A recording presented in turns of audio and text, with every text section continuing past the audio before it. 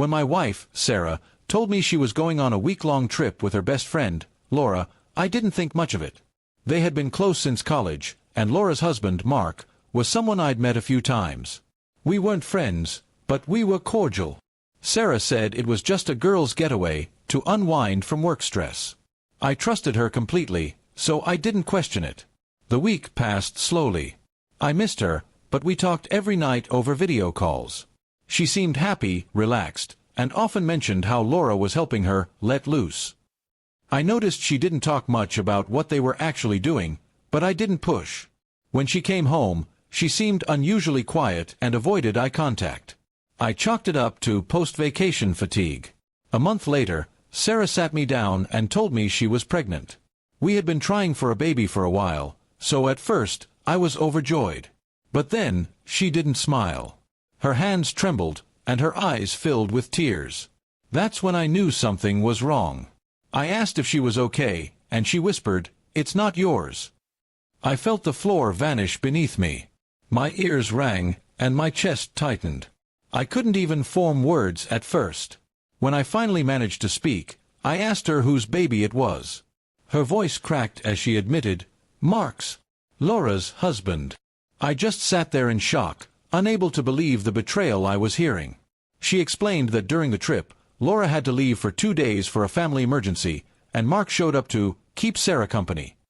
One night, they drank too much, and things just happened. I was sick to my stomach listening to her excuse. She claimed she hated herself for it and that it was a one-time mistake, but that didn't change the fact that she had slept with her best friend's husband and gotten pregnant. The worst part was imagining Laura's face when she found out. I asked Sarah if she had told her yet, and she said no. She didn't know how. She was terrified Laura would end their friendship, and Mark's marriage would collapse. In my mind, I thought, good. They deserve to know the truth. I couldn't sleep that night. Every time I closed my eyes, I saw Sarah and Mark together. I thought about all the nights I trusted her, all the moments I believed she was faithful. I thought about the future we had planned, the child we both wanted, and how she had taken that dream and smashed it. The next day, I contacted Laura myself. She was confused when I called, but I told her she needed to hear something important. When I explained, she went completely silent. Then she asked in a trembling voice, "Are you sure?" I told her Sarah had confessed everything to me. Laura started sobbing, and I could hear her yelling at Mark in the background before the line went dead. When Sarah found out I had told Laura, her face froze. She looked at me with a mix of shock, fear, and anger. "How could you do that?" she demanded. I laughed bitterly and told her, "How could you do what you did to me?" She didn't have an answer. In the days that followed, the fallout was brutal. Laura kicked Mark out of their house. She sent me messages thanking me for telling her, but also saying she was devastated. Mark tried to call me, probably to explain or apologize, but I blocked him immediately. Sarah cried every day, begging me to forgive her and raise the child together. I couldn't. Every time I looked at her, I saw betrayal. The baby would be a living reminder of the night she destroyed everything we had. I told her I wanted a divorce.